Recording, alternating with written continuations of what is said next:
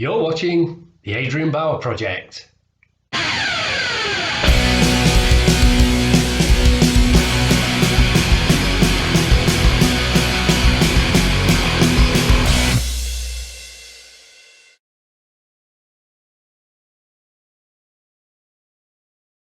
Hello. Many thanks for choosing to click on my thumbnail and to watch my content. Very much appreciated as always. So, as you can see from the thumbnail that you've just clicked on, we're on vlog number 5 of our Airfix Cycle HE111 H6 Motorhead bomber kit.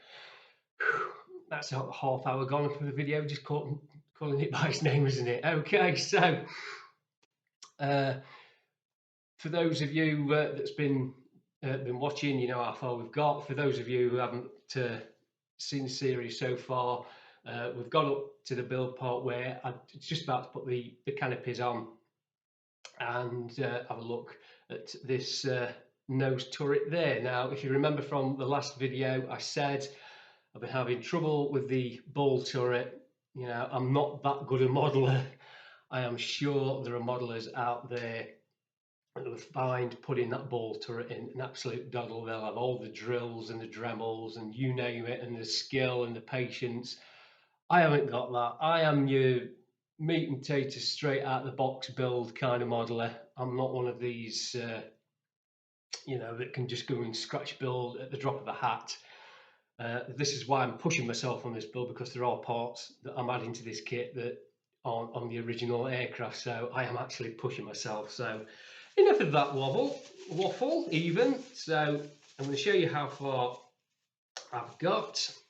I'm going to have to put my glasses on, and for this video, I don't know if it's going to be for the next video as well, I'm going to be wearing gloves because, as you can see, it's had its first coat of paint. Well, it's had its 2 coats of black paint and a coat of gloss varnish, so I don't want to be putting greasy fingers all over it. So as you can see, this is how far we've got.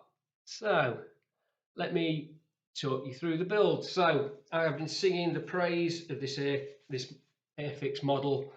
It's a fantastic model, absolutely fantastic model.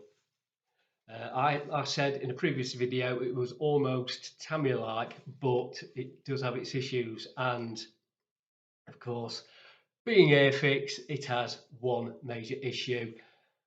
You know, Airfix have been producing plastic model kits for what, 60, 70 years, and one of the main problems and grumbles that modelers have had is when it comes to aircraft cockpit canopies. They never seem to fit right, and I thought with this model going together as a dream, they've sorted it out.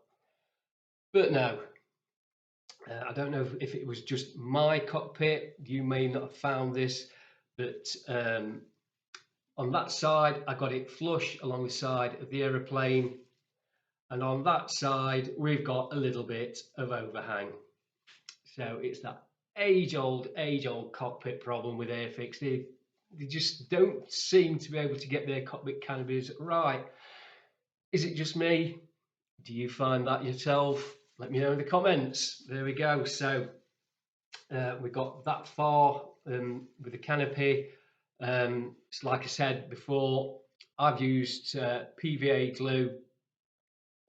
Somebody said PVC. I think it was Sport Junk 70. He mentioned it's like, oh, I've never heard of using PVC, but I think I was struggling with PVC. If I did say PVC glue, I do apologise. I meant to say PVA glue, which is the white glue that you'd use at school or you'd use in a woodwork project. The great thing about PVA glue is it dries clear. So if you get a little smudge on your canopy, it's going to dry clean. You're not really going to notice it. Plus, it doesn't grip as hard as a hot glue would do. You know, hot glue, that means that it melts the plastic and was 2 pieces together. Now, that does mean that if you're not happy with something inside your cockpit, or you're not happy with the cockpit itself, you can just take it off. It's easily enough done. But that does also mean that when you're handling your model at the end, when you're all done, you are going to be have to be extra careful when it comes around the cockpit area. You don't want to be messing around there. Okay, so the next part that I said was doing is the nose turret, and there we go. If you can see just there, let me see if I can get it closer up. That's what mine looks like. So like I said before, I was trying to use the ball turret from a B-17. It wasn't working. I'm not that good a modeler. So I used the nose canopy from it. Drilled a couple of holes for the machine guns. I know they're not perfectly right, but don't live in a perfect world, do we? It's all right for me. I went round the edges again with milliput, filling the gaps because there were gaps because it's not supposed to be there, so you know it wasn't fitting properly. Phil Taylor figure is in there, but as I suspected, you're not really going to see him because we started off with a full-size figure. I cut his legs off to get him in. Still wasn't sitting right, so I had to, you know, sand down the knees on it. Still wasn't doing it. Then I had to sand a load off its back because with the back being arched, just to get it flat. And you know, from a full-size figure, I think I've whittled away nearly 3/4 of it. He is in there. Whether or not you're going to see him, I don't know, because most of that turret I'm having black. There will be a little window opening in the front because I thought, you know, he's in there, but you're not really going to see him anyway. So when it comes to taking out the Mascol, then we'll see how much of him you can or you cannot see. But Phil is in there. When it comes to using Mascol, this is the very, very first time I've ever used it. Humbrol Mascol, it's like in a little pot like that. I forgot to bring it down with me. It's like a rubber solution that a lot of modelers use on their glass parts, and it's the very first time I've used it. I am going to have to practice a whole lot more. I did find it a bit tricky. First time I used it, I was obviously putting too much in it because it was just blebbing over everything, so I had to wipe it all off, start again, and use it very sparingly. So when it comes to taking the Mascol out of the parts, I'll see how well I've done. But that is a good thing because about using acrylic paints, because I've used a black acrylic spray. When it comes to clear parts, you just get a toothpick. If you get any overspray or overpaint with acrylic, after it's dried, you can just wear it away, just scrape it away easily with a toothpick because the wood is soft. It's not going to scratch the glass, and it gets rid of the paint. So there you go. So even if you don't want to use Mascol and you want to try doing it freehand, but you think, oh, I'll keep going over the frame, don't worry about that, because if you do, well, you've gone over. You just scratch the paint off, you know, the acrylic paint off with a toothpick. So, or cocktail sticks, what we call them over here. Toothpicks, what you call them in America.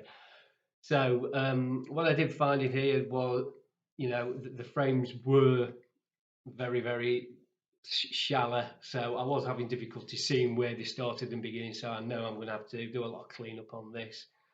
As for the bottom part of the canopy, I was planning on filling it, but there is that much lovely detail on the bottom. I thought, I don't know if you can see that. I thought, well, I'm just going to have that as though it's been filled in as panels. I wanted to keep those panels because there was no way I was going to be able to get detail like that myself using, you know, a pin or scalpel blade or whatever you want to put your panel lines in with. That was never going to happen. So, so I left it at that. So that's as far as we've got there. I have made and painted the bombs there upstairs, ready for a coat of satin varnish because I'm going to be using satin varnish. One thing that when I've come to doing the decals, I'm not going to be using all the decals. You're supposed to have the big Motorhead logo on the bottom of the aircraft. Well, there's no Motorhead logo on the bottom of the picture, so that's going to be left off. You have two big Warpig logos on top of there, but what I'm going to do, I'm going to have one on the top, one on the bottom, And then I've got a couple of roundels from a World War One airplane that I built. They're not the right colour, but I don't care. The blue is too pale for what it usually is. I don't know if it's supposed to be a French version. I don't know. I don't care. I'm going to put it on here just to add a bit of interest, a bit more interesting than having nothing on the bottom. I don't know what I'm going to do with the decals on the tail. There are a couple of decals on there, but you have got that rod there to contend with. Should you have put the decals on before you've done that? But you know, this is so early in the build, I didn't even think about that. So whether I use them on there or not, I don't know. As for the sides, well, on here you can't see any kind of marking on the side. I might have a rough, you know, dig around in my decals, see if there's anything I can put on the side, because you've got the Motorhead logo and it says MH75, but that's not on there. But I do have plan on using that on something else, so I think I'm going to leave that off, so it could just be left black like that. And then of course there'll be a little bit of weathering, putting the bombs on, put it on its stand, because I've got to drill a hole in the bottom to put it on the stand that I'm making. I've got a wooden block, Perspex rod I'm going to have it on, and then that will be it. So that will be all for vlog number 6. So the next time you will see me with this model in hand, it won't be in hand, it'll be on its stand, and it will be the final reveal, which I am looking forward to. So if you're wondering why, like I say, if you wonder why I've got gloves on, it's stop me getting grease onto here, because as you know, black surfaces are awful for picking grease up off your fingers, and it will show up, and it's a nightmare to get rid of. So I'll be wearing gloves from now on when I'm handling the kit. So there we go. That's as far as we've got. It's looking rather nifty. Nearly got the ball for it to look insane. I don't know. It's all right for me. I've not seen anybody else give it a go yet, so hopefully this is going to give you inspiration to go and do something better than what I've done. So if you do, I'll really look forward to seeing it, how my model could have looked if I'd got your skills. So there we go. So that's it for today's video. So the next time you see me with this kit, it's going to be the final reveal.